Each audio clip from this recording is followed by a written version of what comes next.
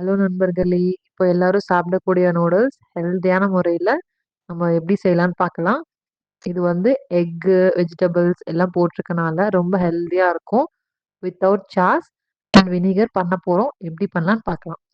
இப்போ ஒரு பாத்திரம் எடுத்துட்டு, அந்த பாத்திரத்துல சுடுதண்ணி வச்சு, நூடுல்ஸ் போட்டு நல்லா வேக வச்சு எடுத்துக்கோங்க. நல்லா வேக வச்ச நூடுல்ஸ பச்சை தண்ணீல போட்டு ட்ரைன் பண்ணி எடுத்துட்டு, கொஞ்ச நேரம் ஆற விட்டுருங்க. அதுக்கப்புறம் வெஜிடபிள்ஸ்லாம் கிளீன் பண்ணிட்டு, அந்த கிளீன் பண்ண வெஜிடபிள்ஸ நல்லா சாப் பண்ணி எடுத்துக்கணும். அப்போதான் வெஜிடபிள்ஸ் நல்லா வேகும். சீக்கிரமான டைம்ல நம்மளுக்கு வந்து நூடுல்ஸ் சமைச்சு முடிச்சிடலாம்.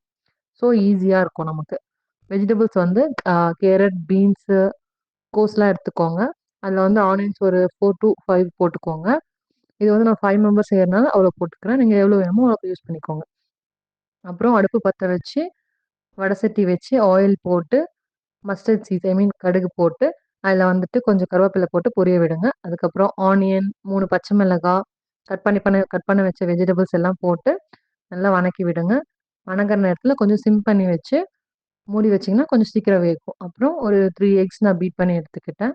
அந்த பீட் பண்ண எக்ஸ் வந்து வெஜிடபிள்ஸ் வதங்குனோனே, கொஞ்சம் மஞ்சள்தூள் போட்டுட்டு, நல்லா வணக்கி விட்டுட்டு, கொஞ்சோண்டு ஆயில் சென்டர்ல போட்டு, இப்போ வந்து நம்ம பீட் பண்ணி வச்சிருந்த எக்க வந்து நல்லா ஊத்தி வெஜிடபிள்ஸ் கூட போட்டு மிக்ஸ் பண்ணி விட்டுருங்க. அப்பதான் நம்மளுக்கு ஜூஸி கன்சிஸ்டன்சி கிடைக்கும். அப்புறம் 1 டூ 3 நூடுல்ஸ் மசாலான்னு ஒண்ணு கடையில கிடைக்கும். அத போட்டு உங்களுக்கு எவ்வளோ வேணுமோ அவ்வளோ போட்டுக்கலாம். அதில சால்ட் இருக்கனால கொஞ்சம் சால்ட் பார்த்து போடுங்க. அதுக்கப்புறம் தனி மிளகாய் தூள் போட்டு நல்லா மிக்ஸ் பண்ணி விட்டு, கொஞ்சம் வாட்டர் போட்டு மிக்ஸ் பண்ணி விட்டீங்கன்னா, ஜூஸி கன்சிஸ்டன்சி கிடைக்கும்.